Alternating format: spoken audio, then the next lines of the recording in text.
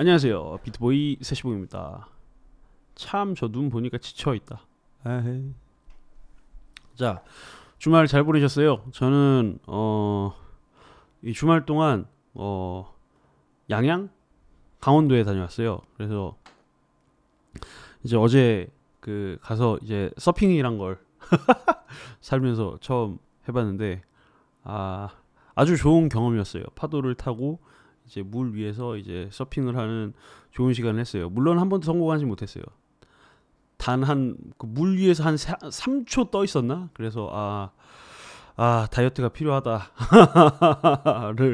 절실히 느꼈고요. 이제 저랑 같이 이제 다녀온 이제 블록배치와 이제 제가 대대표라고 외치는 이제 김근영 대표님, 요즘 아주 잘 나가요. 요즘 뭐 한국경제TV, 그리고 이제 지난 금요일에는 아시아경제TV 이제 코인 넘버원에 이제 나와서 이제 이더리움에 대한 또 굉장히 좋은 이야기를 또 했고, 네, 점점 이 시장에서 주목을 받고 있는 지금 사람인데, 아무튼 뭐 어쨌든 그분도 이제 많이 넘어졌어요. 예.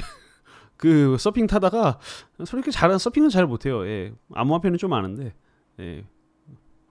그렇더라고요. 그래서 아무튼 좋은 시간을 보냈고, 네, 고기도 많이 구워 먹고, 아무튼 덕분에 좋은 시간을 보내서 이제 그분들께 감사의 말씀을 드립니다. 네. 하지만 저는 피곤하네요. 예. 이제 내일부터 이제 스케줄이 다다다다 이제 달려야 되는데, 아무튼 그렇습니다. 그래서 이제 좀 뉴스 얘기를 조금 해보도록 할게요. 9월 9일 지난 일요일에 이제 골드만삭스가 이제 철수를 한다, 암호화폐에서. 그런 이제 페이크 뉴스를 통해서 우리가 6,119달러까지 추락을 했어요. 그래서 정신적으로 굉장히, 솔직히 말할게요, 피폐했습니다. 네. 굉장히 피폐했던 한 주를 지나고 나서 이제 그것이 가짜 뉴스였다라고 하는 이야기들이 나오고 서서히 상승을 하던 분위기였어요. 그러고 이제 이때 차트가 보면은 이제 금요일이었나요? 암호화폐가 다 상승한다라고 외쳤던 그날이었죠. 근데 제가 얘기를 했어요. 이게 진짜 이렇게 다들 뉴스로 상승한다라고 하는데 진짜 상승할까 했는데, 이제 막상 또 그 라이브 도중에 이렇게 떨어지더라고요. 그래서 그놈들이 그렇지 뭐. 아무튼 그런 생각이 들으면서 어쨌든 이제 6천 지금 500달러 정도 부근에서 이제 움직이고 있는데, 어떻게 또 다음 주는 이제 이 움직임에서 이제 상승을 할지 아니면 하락을 할지 한번 좀 지켜봐야 할 분위기입니다. 뭐 ETF에 대해서는 9월 15일에도 뭐가 있었고 디렉션 ETF라던가 뭐 그런 것들도 있었는데,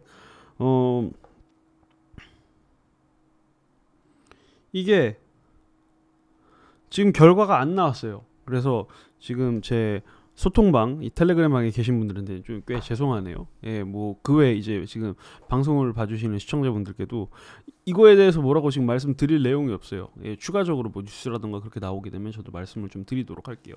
ETF 뭐 30일, 아무튼 9월 말에 있는 게 가장 중요하긴 하지만, 그래도 여전히 좀 지켜봐야 할 부분이라고 생각을 하거든요. 그래서 그 뉴스는 계속해서 다루도록 하겠습니다. 자, 아무튼 이제 오늘 주요한 내용들 한번 살펴볼게요.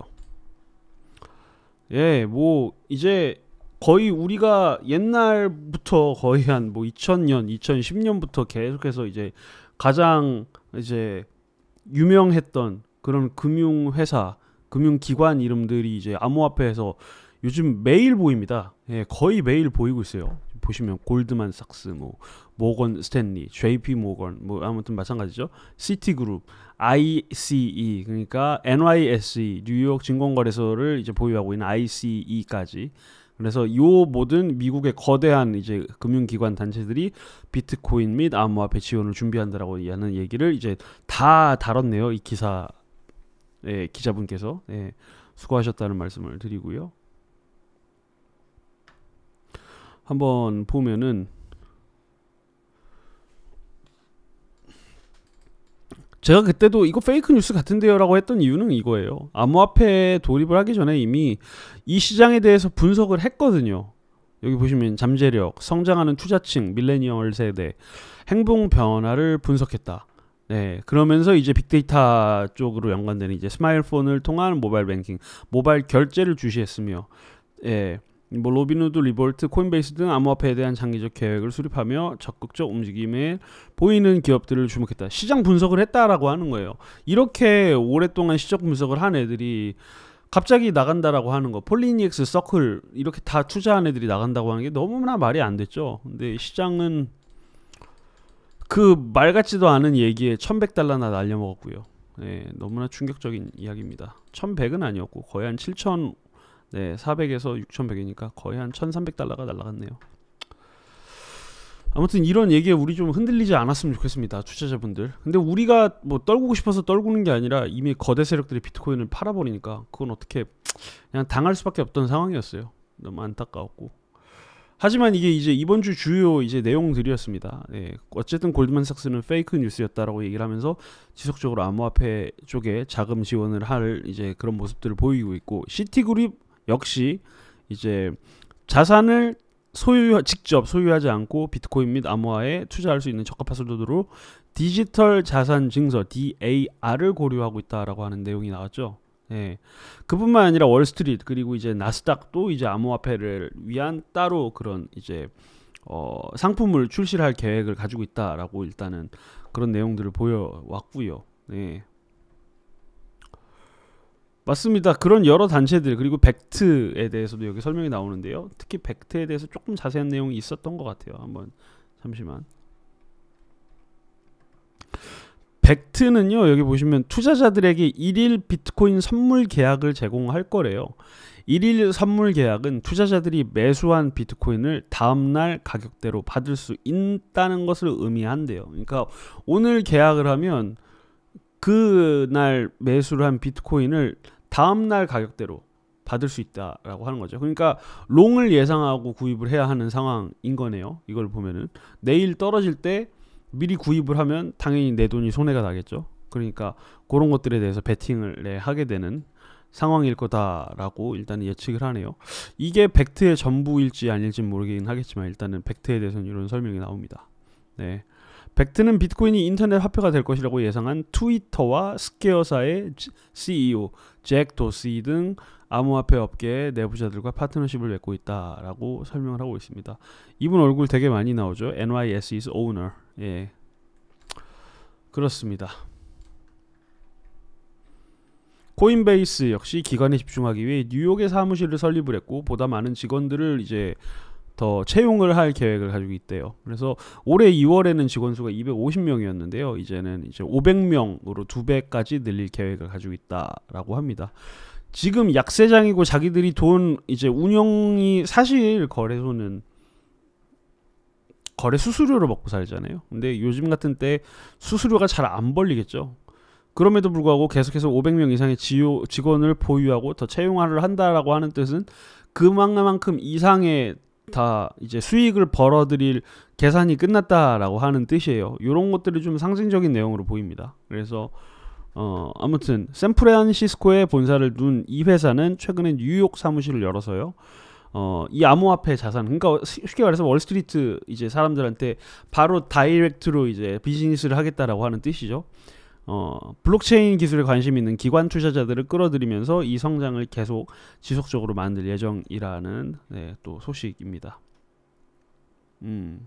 여기도 보시면 이 유명한 암호화폐 기반 인프라 회사는 뉴욕 사무실 규모를 현재의 20명에서 내년에 150명까지 늘릴 것으로 계획을 밝혔다라고 적혀 있어요. 네. 왜냐? 우리가 예상했던 대로 시장이 조정이 왔을 때 기관들은 그 관심을 잃지를 않았대요. 사실 정반대로 오히려 시장의 거품이 없어졌을 때 진입할 좋은 시점이라고 판단을 했다라고 합니다. 그래서 지금 계속해서 $6,000에 머물고 막 $5,800도 가고 이런 상황들은 그들이 계속해서 매집을 하고 있다는 뜻으로 그냥 이해를 하시면 될 것 같아요. 네. 코인베이스는 계속해서 확장을 할 거다. 제가 제 텔레그램 방에서도 계속해서 말씀드렸던 부분 중에 하나죠. 마켓은 엉망인데 그들은 고용을 멈추지 않아요. 예. 코인 회사들도 그렇고요. 코인 거래소도 그렇고요. 지금 무분별하게 엄청나게 생각나고 있는 이 진짜 엄청난 수준의 이 코인 자체 코인 이제 배당형 거래소 코인 요런 움직임들, 그리고 해외 코인인데 국내에 이제 지사를 설립을 해가지고 직원들을 고용하고 계속해서 뭔가를 만들고 움직이려고 하는 이런 모습들, 네, 요런 것들이 지금 암호화폐에 전반적으로 돌아가는 상황입니다. 네, 그래서 투자자분들은 요런 내용들에 조금 귀를 쫑긋하고, 암호화폐가 망할 것 같다라고 걱정이 되면 요런 뉴스를 보면서 좀 해석하시는 눈을 가지면 좋겠다라고 하는 생각이 듭니다. 네. 비트고라고 하는 종합 보안 솔루션 기업 역시 이제 비트코인 그리고 알트코인 등 암호화 이제 크립토 에셋을 안전하게 관리할 수 있는 인프라 개발에 뛰어들었다라고 하네요. 뭐 크게 중요한 내용일 수 있지만 어쨌든 커스터디 수탁 서비스는 제가 계속해서 언급한 내용들이었기 때문에 이제 말씀을 드릴 겁니다. 네. 이 갤럭시 디지털 대표 마이클 노보그라치 얼마 전에도 얘기했죠. 이제 뭐 어제로 바닥은 밟았다, 바닥은 찍었다라는 얘기를 했었는데, 커스터디와 규제의 명확성, regulatory clarity가 확보가 되면 비트코인은 쉽게 2만 달러에 도달할 것이라는 낙관적 의견을 표명했다라고 해요. 네. 비트코인의 진정한 강세는 테크니컬한 요인보다는 근본적인 요인. 완전히 동감합니다. 네. 비트코인의 기술보다 이거의 자산적인 가치, 그리고 법을 준수하면서 이거를 자산으로서 받아들여야 하는 그런 법적, 사회적 가치가 근본적이다라고 판단을 하는 것 같아요. 그런, 요 아래도 보시면 나와 있죠. 규제 프레임워크와 자금 보관 및 보안. 네, 요게 핵심이에요. Regulatory Framework와 Custody and Security. 예. 요것들이 조금 해결이 돼야 비트코인이 전통시장 트렌드를 뛰어넘는 가치로 성장할 수 있게 해주는 두 가지 필수 요소라고. 역시 마이클 노보그라치는 뭔가 설명을 할 만해요. 왜냐면 근거가 상당히 건강하거든요. 그리고 지금 시장이, 그러니까 우리의 입장에서 얘기를 하는 게 아니라 약간 존 맥카피나 아니면 다른 사람들을 보면 우리의 입장을 대변해서 설명을 하거든요. 근데 이 마이클 노보그라치는 SEC와 정부와 그리고 이제 참여하지 않은 기관들의 관점에서 이게 왜 성공적으로 들어와야 하는지에 대한 요인들을 쫙쫙쫙 꼽으면서 이제 설명을 하고 있어요. 암호화폐가 상승할 거야. 근데 상승이 되려면 요런 게 필요해. 네. 그리고 이 사람은 좀 허무맹랑한 소리는 안 해왔던 것 같아가지고 뭔가 좀 신뢰가 갑니다. 네, CNBC나 좀 그런 것과는 조금 다른 것 같아요. 네. 아무튼 그 두 가지 요소가 충족이 되면 기관 투자자들이 시장에 진입하면서 6개월에서 18개월 이내에 비트코인이 2만 달러를 넘어 1만을 넘어 2만까지 오를 것. 네. 또한 12개월 내에 암호화폐 시가총액도 8천억에 도달할 것이라고 하는 얘기를 했었는데, 솔직히 지금 보기에는 되게 우스운 수치이다. 저는 개인적으로 그렇게 생각합니다. 굳이 6개월에서 18개월 내에 2만 달러를 오를 거면 나스닥도 들어가고 커스터디도 이제 하고, 네, 그런 여러 가지 이제 ETF까지 생각을 하고 있는 이 지금 비트코인의 시점에서 굳이 2만 달러라니요. 4만 달러에서 6만 달러는 바라봐야죠. 예, 저는 그렇게 생각을 해요. 네, 뭐 요 내용은 이제 마이클 노보그라치가 얘기했던 내용이었죠. 13일 자신의 트위터를 통해 블룸버그 갤럭시 크립토 지수를 가리키면서 전날 암호화폐 가격은 바닥을 찍은 것으로 보인다 라고 얘기를 했어요. 그래서 아까 그 내용에 대해서 설명을 했고, 자, 그럼 이제 암호화폐에 대한 좀 얘기들, 뉴스도 한번 좀 봐볼게요. 암호화폐의 코드 표절이 심각하다라고 합니다. 그래서 83%의 알트코인이 굉장히 비슷하대요. 네. 중국 현지 매체인 넷이지에 따르면 네타 실험실과 시안교통대에 공동으로 연구한 암호화폐 유사성 연구 보고서를 인용해서 현재 암호화폐 시장에 개설된 488개의 암호화폐를 골라가지고 암호화폐 코드의 유사성을 조사한 결과 90% 이상에 달하는 암호화폐가 유사성이, 그러니까 서로 닮은 암호화폐가 405개래요. 그리고 324개의 암호화폐가 90% 이상의 유사성을 보였다라고 합니다. 반면 암호화폐 중 38개만이 80% 미만의 유사성을 보였다. 야, 근데 이 기사가 되게 아쉬운 건 뭐냐면요, 보고서를 인용해 주는 건 좋은데 퍼센테이지만 할 게 아니라 어떤 게 되게 독특하고 유니크한 암호화폐였다라고 이렇게 적어줬으면 야, 그 코인 떡상했을 텐데요. 그죠? 예.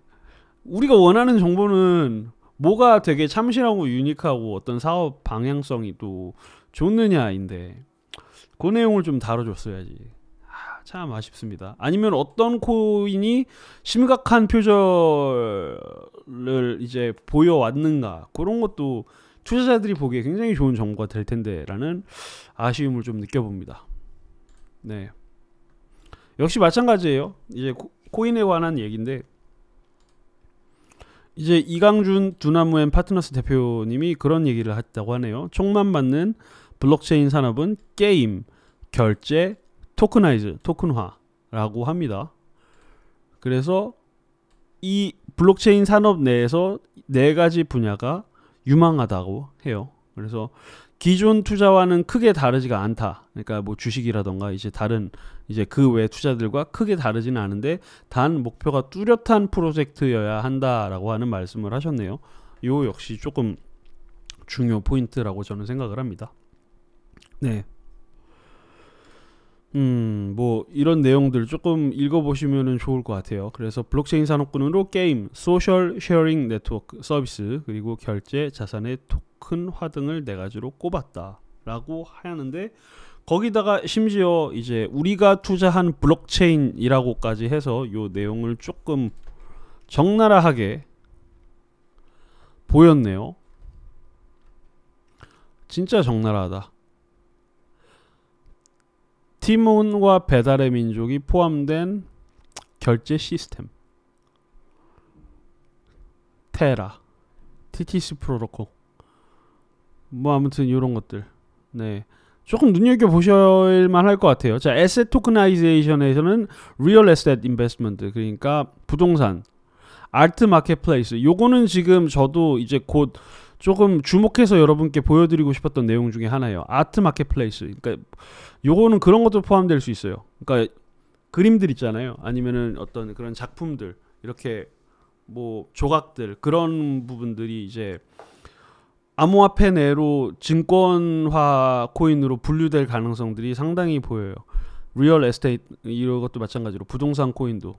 그런데 지금 당장 트렌드는 뭐냐면 그런 것들을 준비하는 분들이 상당히 있고 저도 정보를 듣는데요. 문제는 지금 법 규제화, 법제화에서 문제가 상당히 많아요. 그래서 이게 비즈니스적으로 지금 잘 풀릴 수 있을지는 지금 모르는 단계이긴 하나, 이제 두나무앤 파트너스 같은 분들은 훨씬 더 이제 뛰어난 그리고 더 좋은 정보 소스를 가지고 계실 거기 때문에 이 부분에 대해서 일단 눈여겨보고 있다라고 이 아젠다 이제 발표를 하신 것으로 보이네요.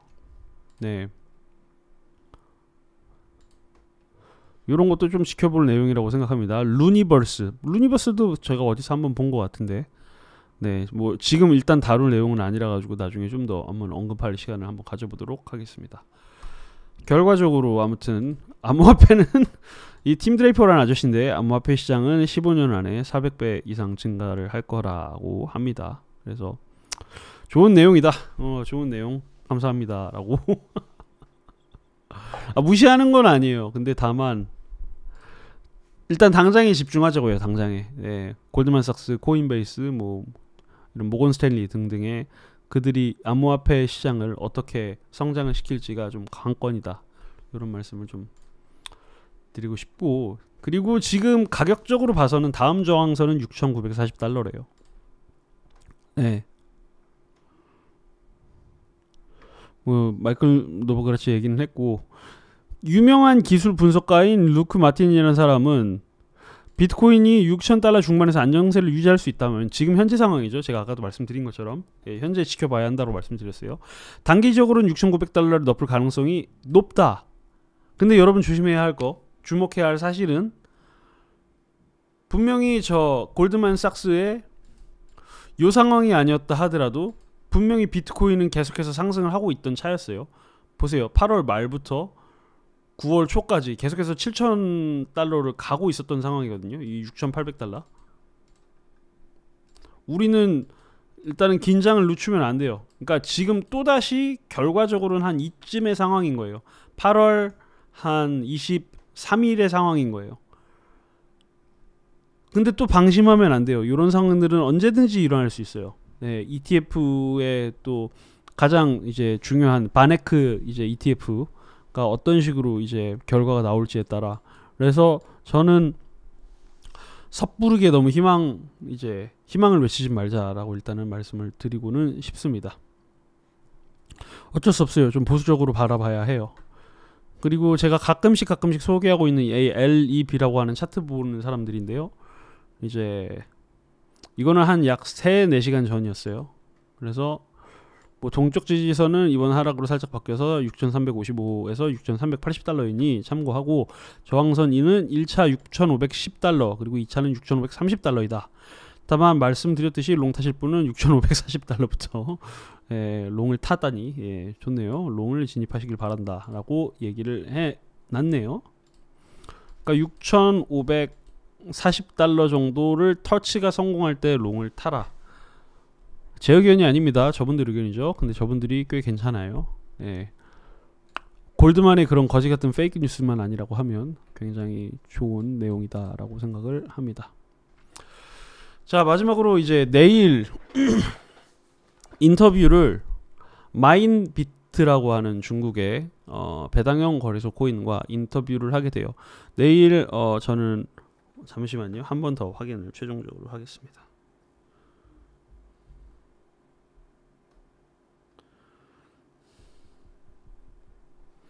그러니까 왜냐면은 지금 블록 서울과 블록체인 서울이라고 하는 두 가지 가장 이름이 닮은 이벤트가 동시에 개최를 하거든요. 다른 지역에서. 그래서 좀 더 명확히 하기 위해서 저는 블록체인 서울 2018이라고 하는 이 이벤트에 참가를 하게 됩니다. 월요일부터 수요일까지. 그래서 그곳에 참가를 하게 되는 마인비트라고 하는 거래소랑 인터뷰를 이제 2회에 걸쳐서 하게 될 텐데요. 그냥 내일은 라이브를 하게 되고, 이제 향후에 추가적으로 이제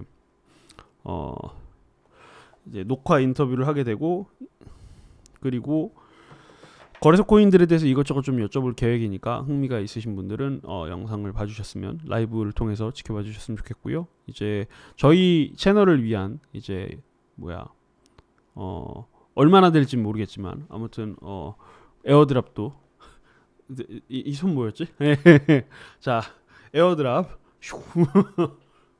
이 에어드랍도 할 예정이니까 아무튼 많이 지켜봐 주시면 감사하겠습니다.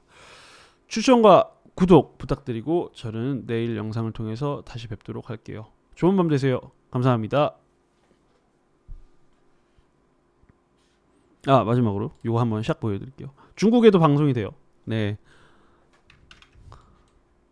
자, 저의 얼굴입니다. 이 알렉스 장이라고 하는 CEO와 함께 방송이 될 예정이고, 중국 쪽에서도 방송이 될 예정이라고 합니다. 아무튼 기대해 주시길 바랄게요. 감사합니다.